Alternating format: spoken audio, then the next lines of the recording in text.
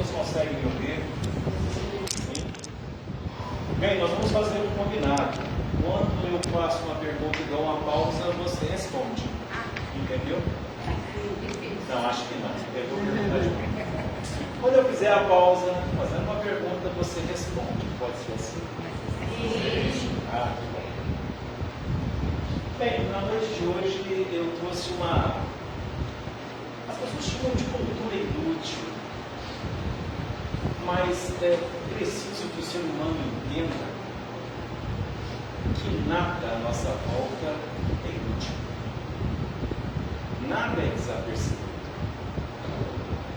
Nada parece ser tão inocente. Nada parece ser tão sem importância.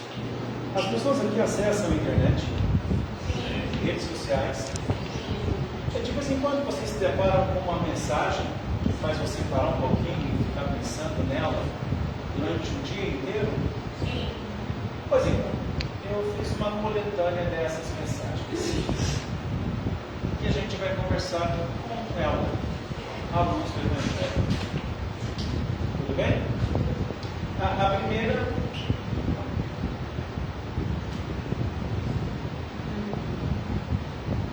Você consegue entender essa frase? Como assim? Não é uma frase? É só uma palavra? Não, tem uma frase escondida. Alguém pode dizer qual é? Yami. Ele é fácil, não é? Amar diariamente é um desafio. E por que é um desafio? Pelas dificuldades que nós temos todos os dias. Com quem? Conosco. O problema nunca está no outro. Nós transformamos, às vezes, as soluções que nos aparecem todos os dias em novos problemas. Às vezes nós não estamos satisfeitos com a resposta que temos em mãos. E aquele ciclo continua se repetindo, aquela resposta continua aparecendo no nosso dia a dia, e nós não entendemos que ela é a resposta, que ela é o caminho, que na verdade aquela é a melhor saída, aquela é a vontade de Deus.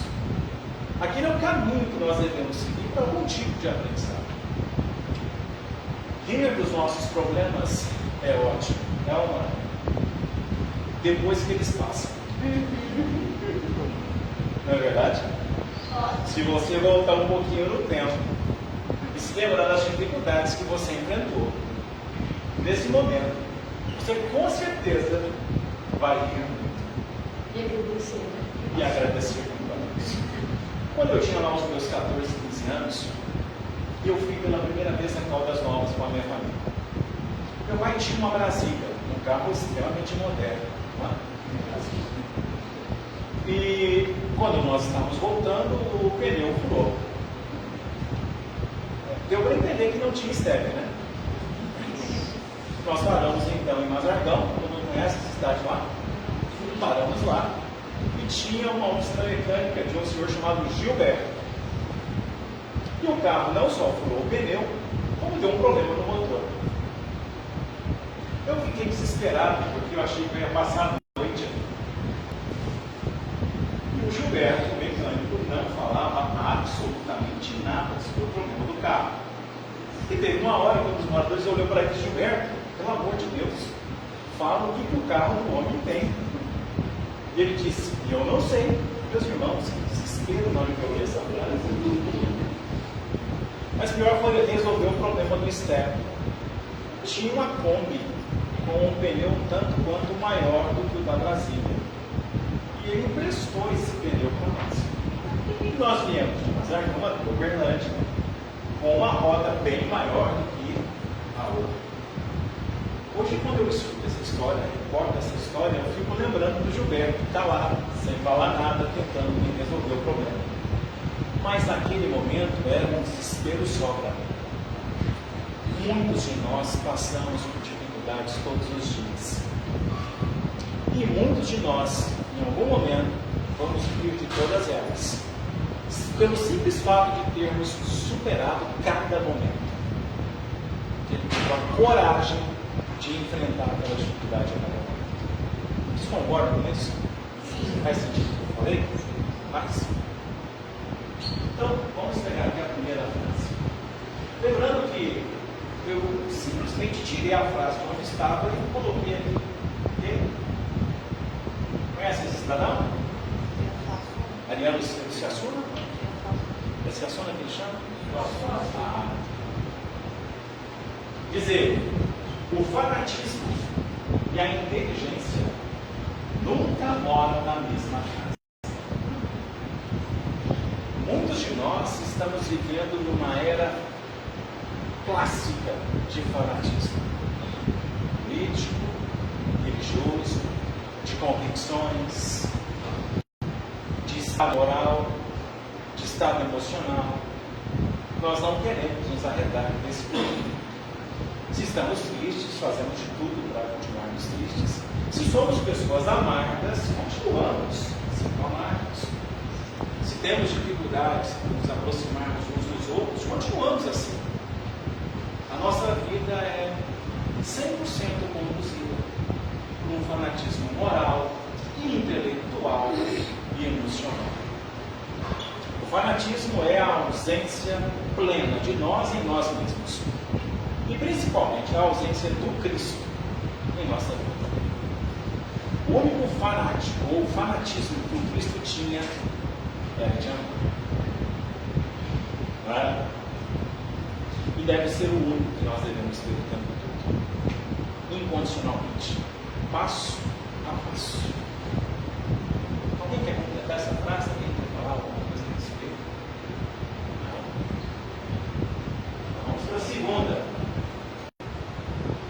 Esse senhor é um pastor evangélico norte-americano. Dizer, você pode ter sido batizado na igreja, criado na igreja, servido na igreja, pode ser ter sido casado na igreja, morrido na igreja, ter sido velado na igreja e ainda assim acordar no inferno, caso você esteja só na igreja e não em Cristo. Meus irmãos, somos nós espíritas. A nós será muito cobrado. Nós estamos no centro. Estamos agora? Estamos em Cristo o tempo todo? Não precisa responder. Percebe o quanto é difícil a nossa luta? Ser espírita é um desafio. Ser espírita exige coragem. Porque a nossa consciência nos vigia o tempo todo. Não é verdade? A cada atitude, a cada pensamento, a cada ação, no trabalho, na escola, em casa, a nossa consciência vira e mexe, vive nos cobrando. Opa, você falhou com aquele irmão. Opa, você poderia ter feito isso. Não faça isso, faça aquilo. Eu acho essa frase magnífica. Porque muitos de nós ainda estamos na pedra, nos templos de pedra. E esquecemos o templo que é o templo do Cristo. Graça do trabalho.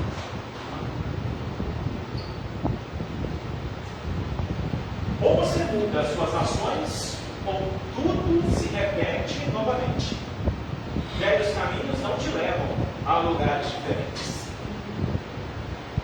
Eu costumo dizer o seguinte: quem sempre faz a mesma coisa não tem como ter um resultado diferente.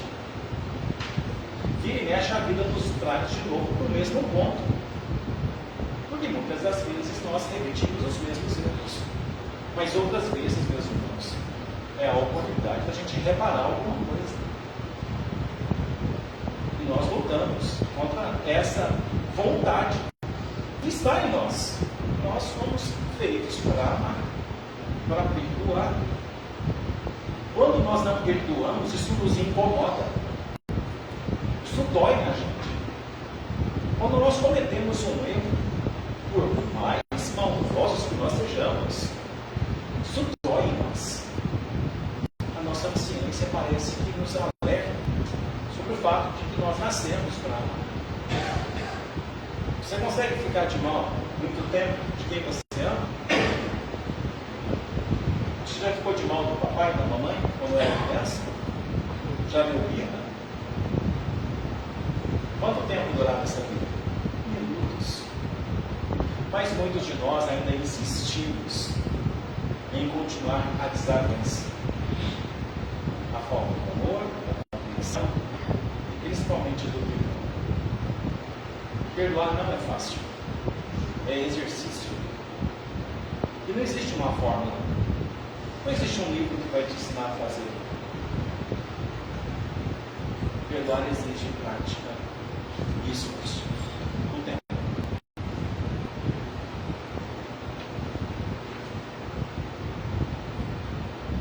Essa doeu.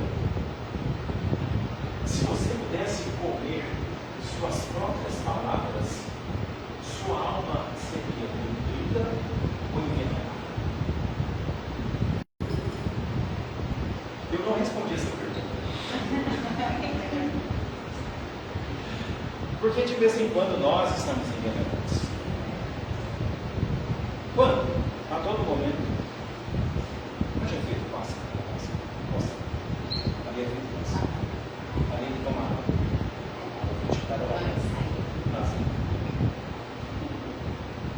A água frutificada pode ser um veneno para mim? Pode ou não pode? Pode. Quem envenena? Eu mesmo. Eu preciso entender isso. Porque senão fica muito cômodo. É só entrar ali e está tudo certo. Não.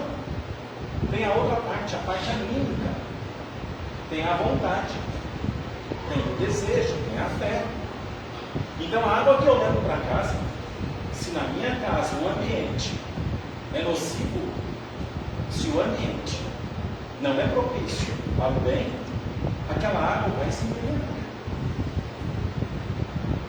E quando nós falamos, meus irmãos, quando a gente imagina ofender alguém, toda essa energia flui desde a ponta do nosso pé até o nosso cérebro, antes de sair pela boca. Ela nos faz mal. Mas não sabe disso, não sabe? Nós estudamos. Não estudamos?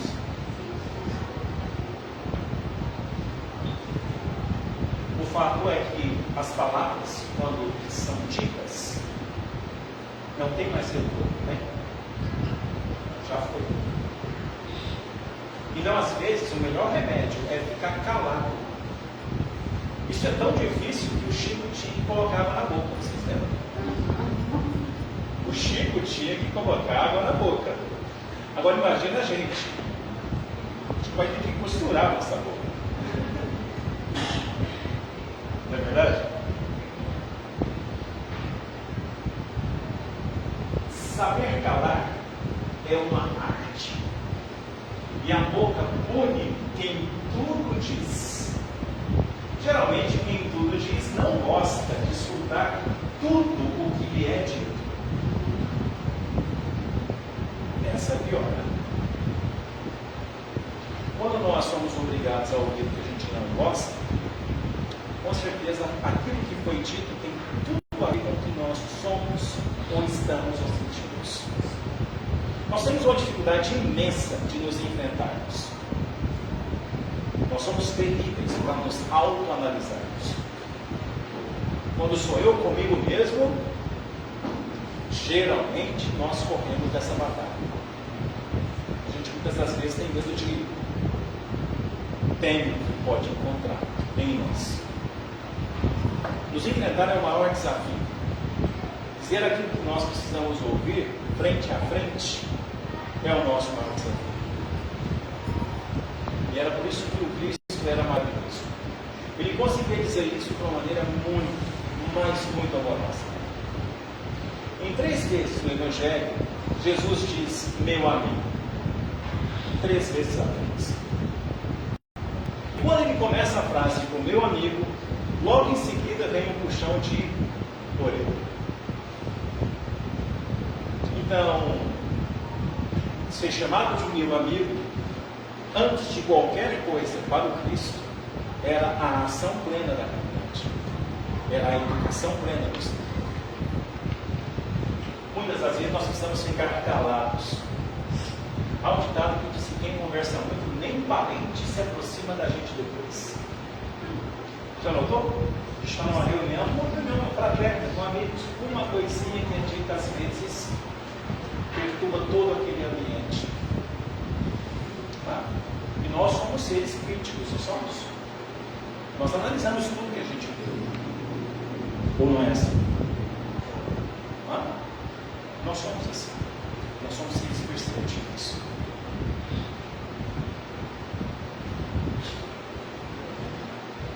Essa serviu para mim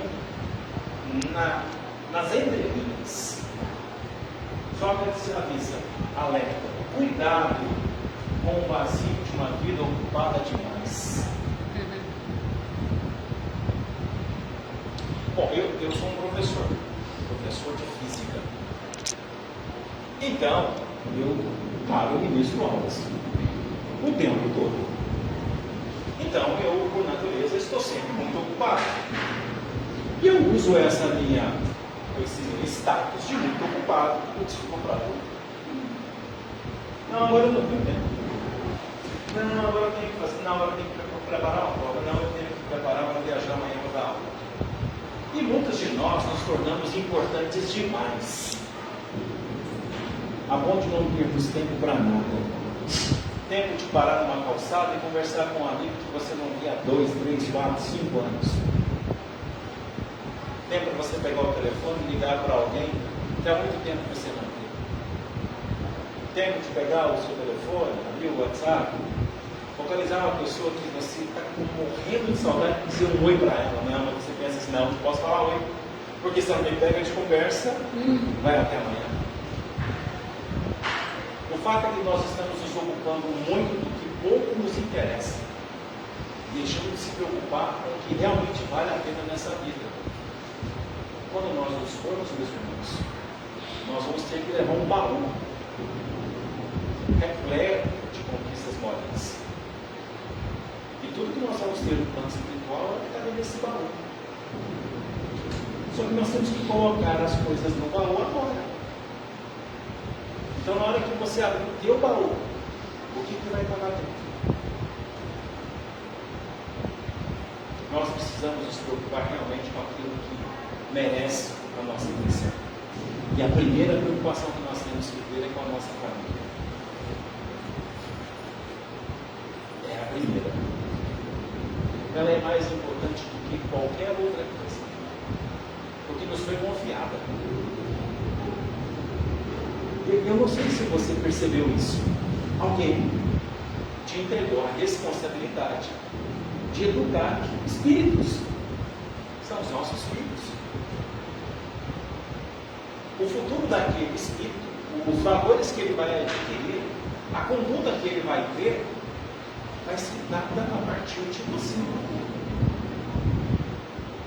Então é uma responsabilidade gigantesca, dantesca, mas que nos é capaz de ser cumprida, porque senão Deus não teria nos dado.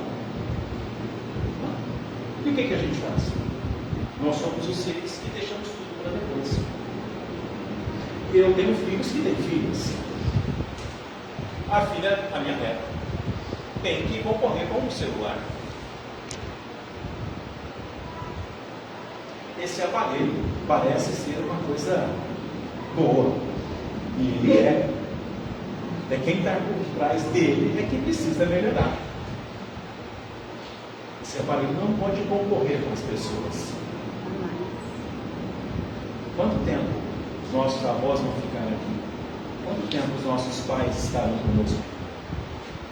E eu perdendo tempo naquele aparelho. Eu perdendo tempo de dar um abraço no meu pai, dizer que eu o amo. Esse aparelho tem que ser usado por nós e não nos usar.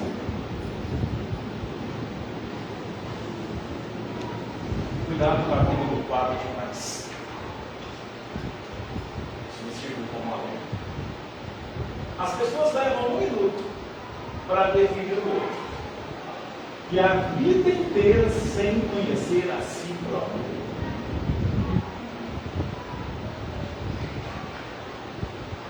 Quando nos recomenda conheça-te a ti mesmo, sobre o que é que essa frase basicamente fala? Conhecer o quê? Por que será que Sócrates disse isso? O que você acha? Perfeito. Se eu conheço o que me falta, se eu conheço o que eu preciso, eu sei como deve ser a minha conduta na Terra nessa encarnação. Se eu sei as dificuldades que eu tenho, eu as entendo. Quando elas aparecem, eu não entro em desespero. Eu sei que faz parte disso. Por exemplo, eu não sei com relação a vocês, porque eu estou ficando mais velho. Eu estou gostando menos de ficar perto de gente. Isso não é normal, eu sou um professor. Alguém também faz isso? Ai, que alívio. Nossa. Mas você é que tem que mudar isso. Você que tem que mudar isso, não é assim? Agora é o melhor momento para eu estar com elas. Eu estou mais maduro. Eu estou razoavelmente mais sábio. Eu tenho alguma coisa para dizer para elas. Eu tenho alguma coisa para ensinar para elas. E tenho muito que aprender. Ninguém aprende nada no isolamento, a não ser se isolar cada vez mais. Não é verdade?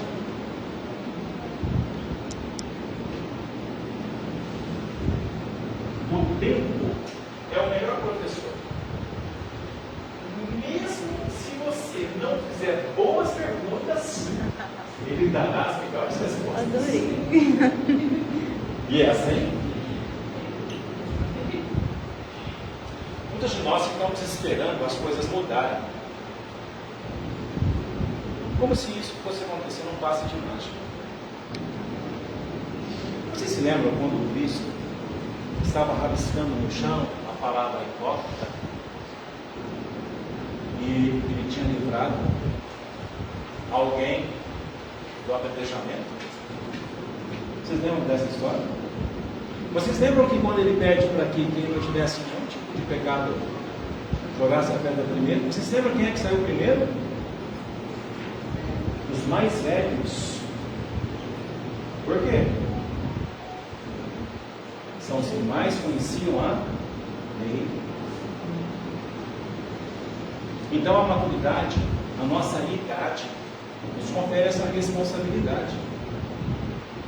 Quanto mais nós conhecemos, quanto mais nós envelhecemos, mais nos será exigido. E como os filhos tratam os seus pais hoje em dia? Como nós tratamos os nossos avós na maioria das vezes? Então, muitas das vezes, nós mesmos criamos as dificuldades que nós temos que depois arcar futuramente. Infelizmente, isso acontece comigo. Vocês concordam que o tempo é o melhor doutor das nossas vidas? Sim. O tempo nos ensina alguma coisa? De bom, de ruim? Sempre de bom, sempre de ruim? De bom e ruim. Nós somos seres que gostamos de esperar as coisas acontecerem. Ah, não? Nós gostamos de esperar as respostas? Também não. Mas eu nós sou gostamos. desinstruída em tudo. Oi? Eu sou desinstruída em tudo. Desculpa, não. Eu sou ansiosa Em tudo. Eu não sei esperar nada. Eu também sou assim. Para mim tem que ser já na hora. Eu estou fazendo um procedimento.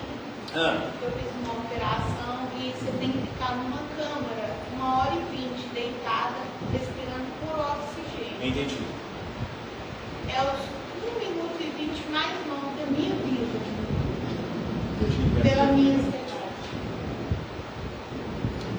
E isso é uma coisa muito comum hoje em dia. Você não é isso, meus irmãos? Estar ansioso. Não é?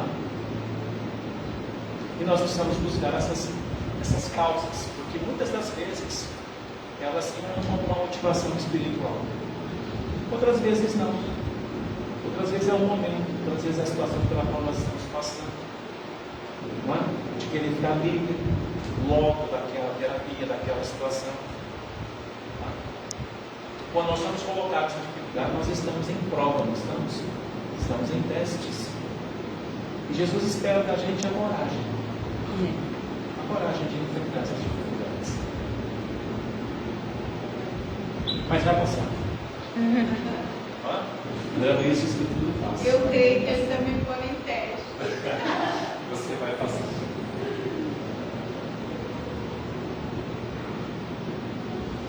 Você não pode evitar que os problemas batam à sua porta, mas também não há necessidade de oferecer-lhes uma cadeira para sentar. Você conhece alguém assim? Que é louco por um problema? Resolve, já quer outro. Resolve, já arruma outro.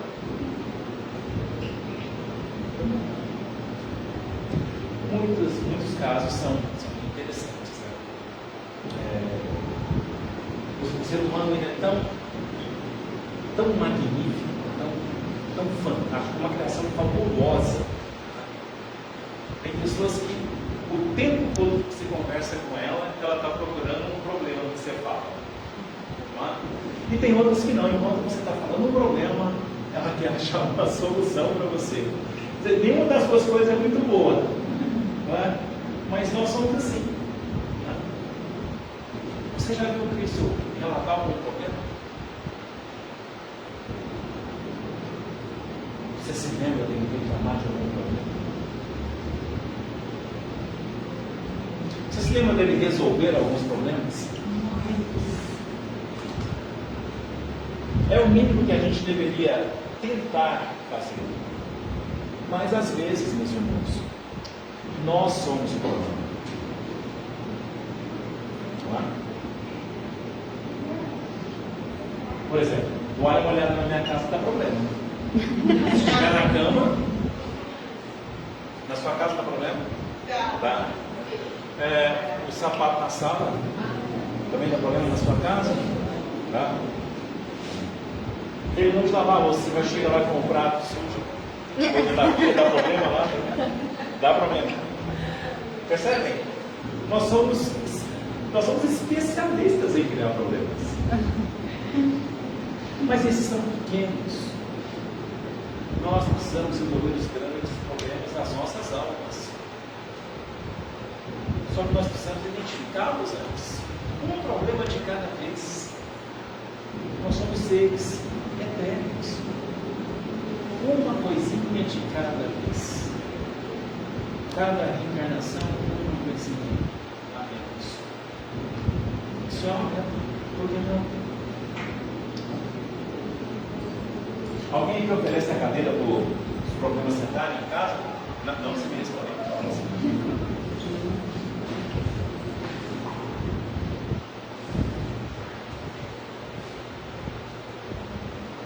Nosso primeiro milagre do dia acontece quando abrimos os olhos. Sim. Nos deparamos com a vida.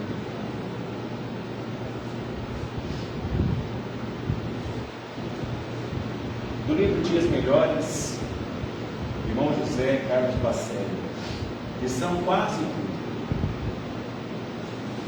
Quase tudo na vida material conspira contra a independência do espírito. Os interesses imediatos assemelham-se a uma teia que o homem entretece com as próprias mãos, sentindo-se cada vez mais subjugado. Os apelos de fora lhe consomem as energias introspectivas. Em corrida vertiginosa, motivada pelo ter, relegado ao ser, o plano secundário. Confunde-se o supérfluo com o necessário. Ao invés de um espírito direcionado o corpo direciona o espírito. A encarnação é gasta em praticamente se atender às exigências conjunturais de uma existência fictícia. Sim, porque o homem ambiciona o que lhe é impossível reter, não conseguindo reparar aos poucos o que a própria vida se espalha. A luta em favor do desapego é uma luta de titãs. A diferença entre o espírito e as coisas que o rodeiam é que as coisas que mudam de forma extrínseca e o espírito muda intrinsecamente. Sobre o aspecto sem romper com o convencional, o espírito não progride. E quase sempre, os que ousam fazê-lo são rotulados de desajustados pelos demais. Sabiam que o Chico foi classificado durante muito tempo como um esquizofrênico? Ah, se todos nós fôssemos esquizofrênicos daquela forma, não. A vida é verdade, o mundo material ele é tentador, não é, meu irmão? Querer uma roupa, querer uma calça, estar bonito, estar bem, ter um carro, ter uma casa, ter, sair, viajar. Isso é bom. Isso para o corpo físico é maravilhoso. Só que isso vai embora depois que nós vamos embora.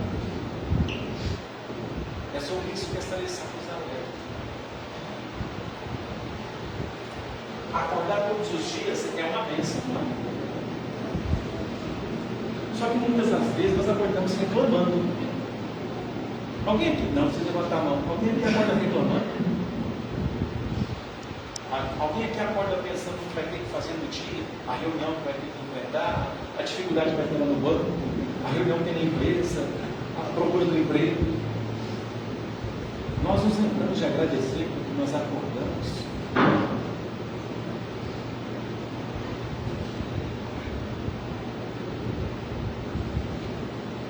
Seja forte, mas não se esqueça que todo mundo se esgota. De vez em quando, precisamos debruçar no colo de Deus, pedindo forças. E isso não é covardia, é confiança. Essa frase é linda. Quando é que o colo de Deus está disponível para todos nós? Sempre. Sempre. Ele é o nosso porto seguro. Não é o nosso porto seguro? Então, quando é que eu posso pedir colo? Toda hora. Sempre. Carlos, mas é uma dificuldade desse tamanhozinho. Dessa colo. No mínimo, dê um colo. E olha que muitas de nós, fala a verdade, não fala não. Muitas de nós precisamos de um colo. Precisamos. Que hora que dá vontade de voltar a ser aquela criança e voltar no colo da mãe. Eu não passo vontade, não. Não? Você não passa vontade. Já. Sentir aquele aconchego, sentir aquele carinho. Só que para sentir o colo de Deus, nós precisamos de algo mais. Nós precisamos estar conectados. Vocês concordam com isso? Sim. E a melhor maneira de se conectar a Deus é trabalhando. A melhor maneira de se conectar a Deus é fazendo o bem. É pensar no bem. Às vezes Ele nos coloca no colo sem a gente saber. Minha mãe de vez em quando me diz, olha, quando você chegar em casa, agradeça a Deus porque você chegou vivo. Eu falei, mas por quê, mãe? Ela disse, você não sabe por que Ele te livrou daquele dia? Não é verdade? Até uma viagem na casa. Não é verdade? E aí eu Perdeu nunca mais esse esqueci. segurou porque tinha conseguido na Perfeito. Gente grande, de verdade, sabe que é pequeno. E por isso mesmo cresce. Gente pequena acha que já é grande o suficiente para crescer. E ela tenta diminuir outras pessoas fazem. Mário Sérgio Cortella. Vocês conhecem o Cortella?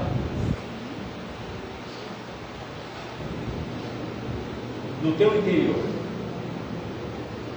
a rigor, sombra ou luz são estados de tua própria alma. Alegria ou tristeza emergem do teu interior. Toda criatura encerra consigo o poder transformador. O teu sorriso é luz que acende na face, iluminando a vida. Alivia o teu coração do peso de toda a mágoa. Experimenta sentir contigo a leveza do perdão. Não vibres negativamente contra os teus semelhantes, nem te regozijes com o fracasso dos teus desafios. O coração mais endurecido não resiste a um gesto de ternura. Aproxima-te dos que se distanciaram de ti, sem colaborares para que a distância se faça ainda maior. Se da parte dos outros pode haver descaso, da tua pode existir a indiferença. Muitos têm inimigos, porque fazem questão de Deus.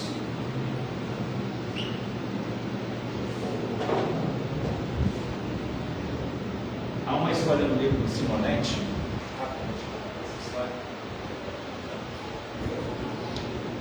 uma pessoa chegou ao Chico, uma senhora chegou ao Chico toda eufórica e disse ao Chico: Chico, eu estou muito feliz, eu descobri quem eu era, Chico.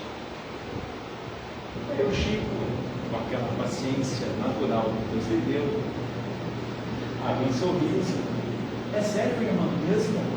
E quem você era, meu irmão? Chico, eu estava no círculo dos humanos. Eu fui sacrificada, fui devorada por um leão, uma mártir da era cristã. Aí Chico, nossa. E ela perguntou: e você, Chico? Você sabe quem você foi? Aí o Chico, carinhosa, disse: sim, minha irmã, eu era a punta do leão. Gente pequena se faz grande, porque sabe que é. Não é verdade?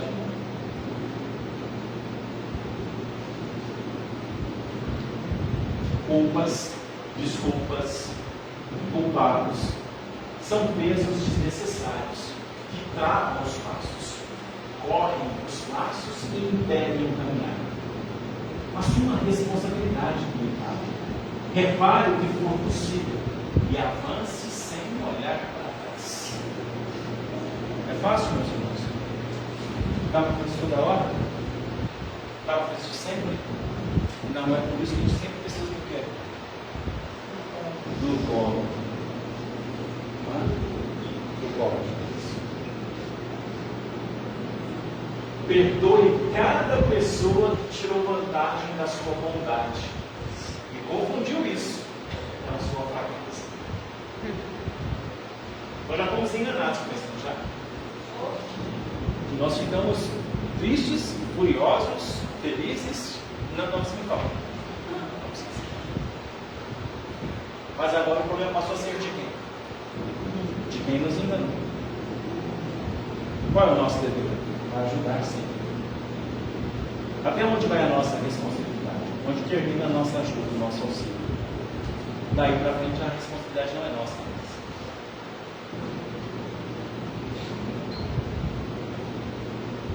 Que a minha solidão me sirva de companhia, que eu tenha coragem de me enfrentar. Essa é a maior dificuldade de todos nós. Olhar no espelho e dizer: olha, você é assim. Você tem que melhorar isso. Você precisa mudar isso. Você precisa fazer isso. Quando foi a última vez que nós fizemos isso? Alguém se lembra? Não, você tem que falar comigo. Mas nós precisamos fazer isso. Chegar no espelho do nosso quarto, no banheiro, olhar para você e falar assim: você precisa melhorar. Aquilo que você está fazendo não está legal. E a dificuldade que nós temos para enfrentar isso é imensa. Mas tudo começa por esse ponto, por esse primeiro passo.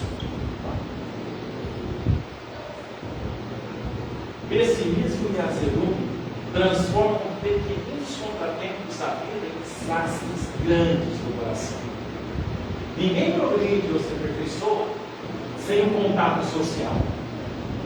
O que vale afirmar que é preciso não apenas viver, mas principalmente também conviver. E conviver é fácil, não é? Ah, não? Sério? Com os parentes? Não. Irmãos, amigos, sogro, sogra? Não. E onde é que está a dificuldade? Você consegue me dizer onde é que está a dificuldade em conviver? Alguém se arrisca?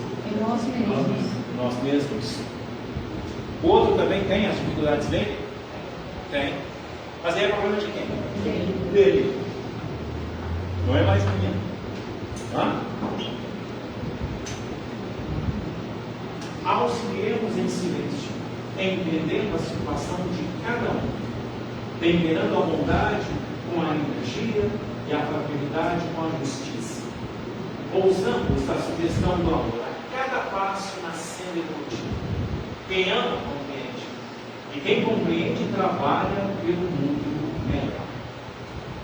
Nós vamos terminar a nossa conversa de hoje com duas leituras rápidas. Uma se chama Mãos à Obra. Mãos à obra. Se caíste, levanta-te. Se erraste, recomeça. Se fracassaste, retorna à luta. Se feriste alguém, pede perdão. Se te precipitastes, reconsidera. Se criticaste, faz melhor. Se atiraste pedras, recolhe-as. Se humilhaste, humilha-te. Se avançaste indevidamente, recua. Se cometestes falhas, repara-as. Se culpado, não te eximas. Se o trabalho te espera, vamos à obra. A casa tem trabalho? Tem? Sério? Todo mundo aqui trabalha na casa? Não? Também não tem trabalho? Precisa de trabalhador? Precisa? Então vai dar fila hoje. Não vai não? Porque sem o trabalho, meus irmãos, o nosso baú fica vazio. Nós precisamos entender isso. Sem trabalho, o nosso baú está vazio. Sem trabalho, a gente não exercita o convívio, não exercita a convivência, não exercita perdão. Nós não exercitamos a nossa bondade interna. Bondade, meus irmãos, é treino. Bondade é esforço. Se ser bom fosse fácil, que maravilha seria. Mas nós temos ainda um monte de chagas morais. E o convívio, o trabalho, vai nos aproximando cada vez mais da cura, da libertação, porque nós todos somos, de alguma forma, criminosos perante a lei de Deus. Emmanuel deixa isso muito claro para nós. Então, o trabalho é a forma que nós temos de reparar muitas das coisas que nós cometemos e de crescermos como pessoas. Ah, mas eu não consigo fazer absolutamente nada.